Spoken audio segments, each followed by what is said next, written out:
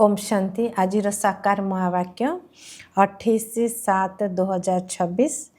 मधुर संतानगण, तुमर बिगड़ी जाइथिबा भाग्यर सुधारक अर्थात भाग्य निर्माता एकमात्र बाबा अटंती, जे कि तुमको ज्ञान दे भाग्यवान करुछंती। प्रश्न, तुम मानकर एई रूहानी भट्टी आत्मिक भट्टीर क्यों गोटे नियम रही?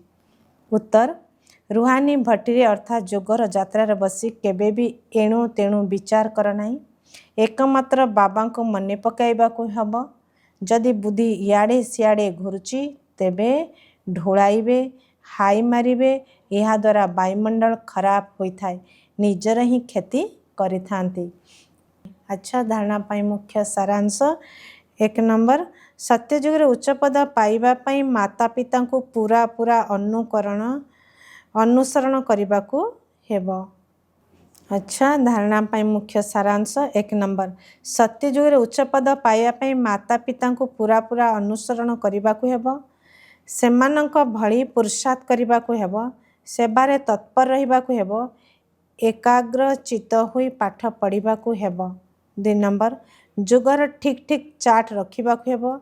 निज को आत्मा मने करी बाबा को स्मरण करने को पड़िबो।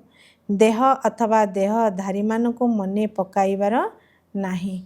वरदान, निजर सर्वोच्च स्थिति रे स्थित रही प्रत्येक संकल्प वाणी एवं कर्म करुथबा संपूर्ण निर्विकारी भव।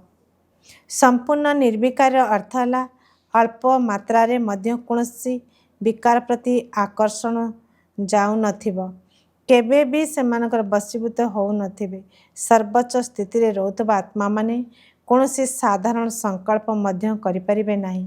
तेणु जेते बेले भी कौनसी संकल्प बा कर्म करुछ सेते बेले चेक कर जे मोर नाम जेतिकी उच्च मोर काम सेतिकी उच्च अटे। तो जदि नाम उच्चा नाम नीचा तेबे नाम को बदनाम करुछ।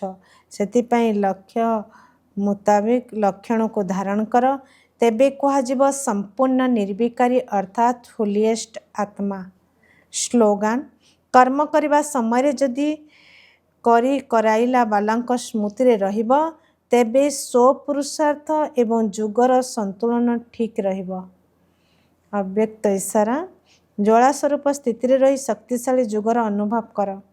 यही कलयुगी तम प्रधान जीर्ण शीर्ण वृक्षर दुर्दशा को देखी ब्रह्मा बाबा भितर यही संकल्प आसीछि जे एबे एबे पिलामानकर तपस्वी स्वरूप द्वारा जोग अग्नि द्वारा यही पुराणा वृक्ष को भस्म करी दियंती। किंतु एथिपाई संगठित रूप से फुल फोर्स रे जोगल ज्वाला प्रज्वलित होगा दरकार। तेणु ब्रह्मा बाबांकर यही संकल्प को साकार कर। अच्छा, ओम शांति।